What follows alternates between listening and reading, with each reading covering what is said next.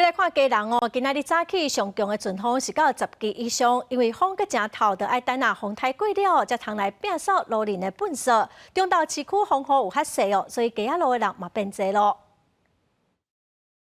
伫家人市区的庙口夜市，虽然受凯美风台影响，也受风雨，不过部分民众已经伫中岛时啊出门，准备买物件吃。骹手溜溜甲菜眼入去便当盒仔内底，赶紧甲便当包互人客。虽然早时家人受凯美风台影响，上大阵风通到10级以上，不过我中岛未少民众趁雨势变势，出门包便当买物件登去食。好像有转弱一点的，但是买的有啊，没这个和出和买人有，真的麻烦啦。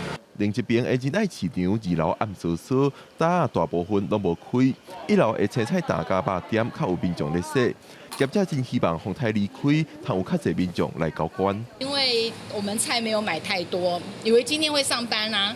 对，没有上班就赶快出来再买，因为今天还是得吃啊。刚我唔知影做鱼较好，做鱼较好。今日较无啦。我是讲兄弟别啊，大家留着，三餐拢留着，啊，大家趣味啊。凯美风台第2天的影响，伫咧家人市遮较大的路树也是雨拿倒去，拢已经互市政府整理好势。啊，若亲像人爱市场遮的粪扫，互甲吹甲满时，就可能爱等明仔载雨水较冻好，才我都解决。